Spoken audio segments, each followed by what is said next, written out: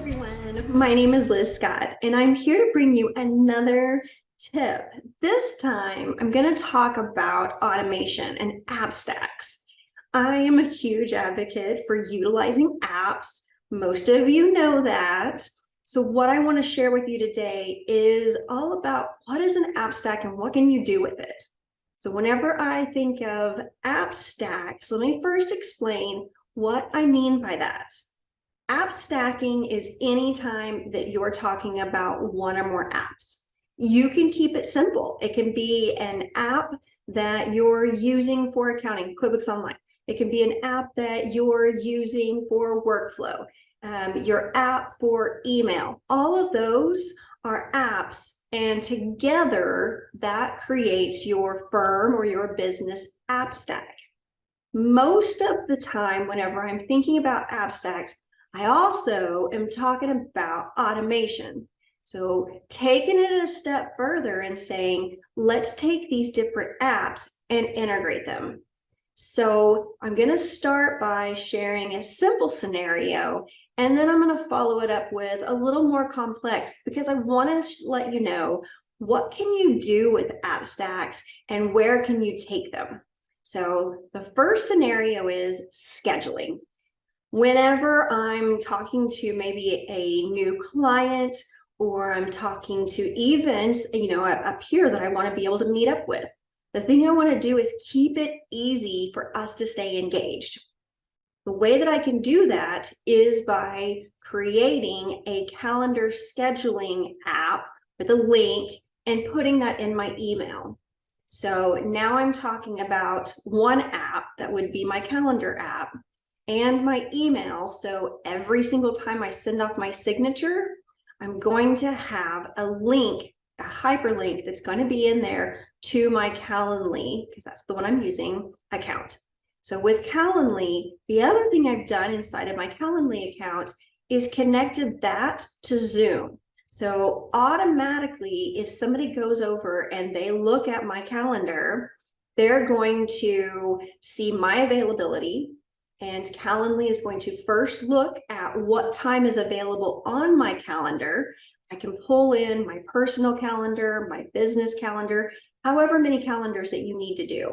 And then that availability is found. The person who's trying to schedule me, they find a time that works. And then automatically, because I've got Calendly and Zoom integrated, they're going to get a link that's going to tell them to meet me in Zoom. So those are going to be some of the ways that you can connect with your apps. And you don't have to connect all of those apps. You could, in an email, just say, here's my Calendly account, and then you let them find a time. Once they find a time, then you could always come back and you can add a Zoom link to that event on your calendar. But that's why I feel like the automation tip is something to help everybody out. Okay, next, let's talk about one of the huge pains in our industry, which is onboarding. I'm going to really be talking about a client, but really this scenario also works whenever you're thinking about an employee.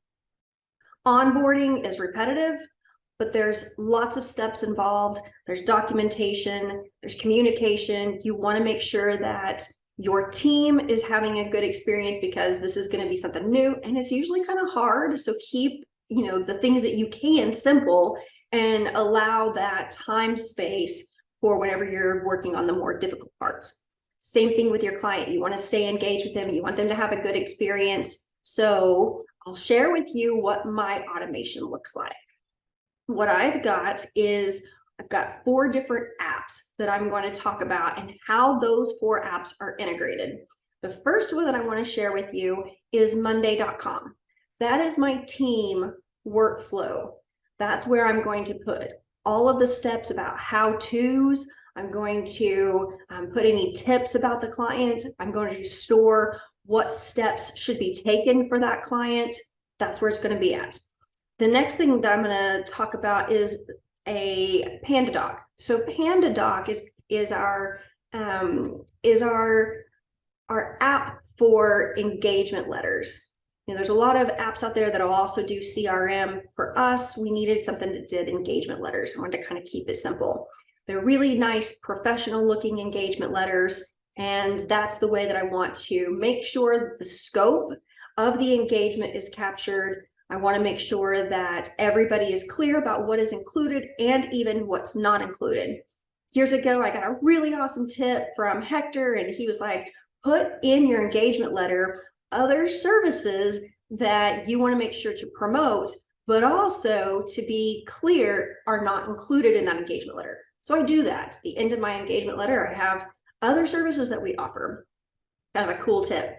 And then the other thing that we do is after that engagement letter is signed, I want to make sure that the team knows we've got a new client coming. And then we can decide who has availability and who is ready to take on a client. But there's an alert inside of Slack that is sent. So I've got Monday, that's going to be my workflow. I've got Pandadoc, where my engagement letters are created. And then I've also got Slack, where the team is going to be communicated with so that way we can collaborate. But these different apps don't naturally sync together. So what we're using is a connector app or a glue, some way in order to take data from one place in an app to another app so that way it's available to use.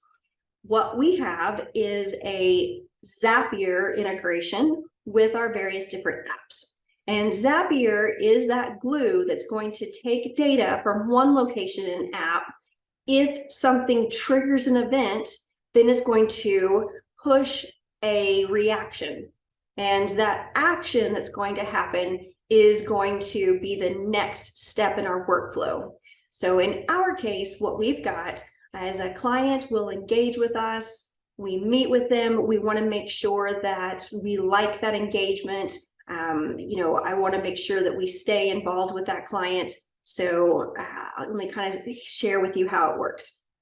Our clients actually fill out a form first, and that form is generated from Monday. So we might send them an email that says, here's this form, fill it out. And then all of that information is then captured and carried back over into Monday, and it's readily available.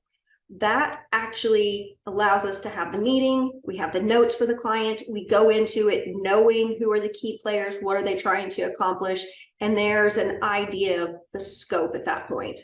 But meeting with them helps to ensure that the scope is correct. Yes, the client we want to work with. And then what action we take manually is to say, yes, we want to engage with that client. And we say in Monday, you trigger an event by saying, send a proposal.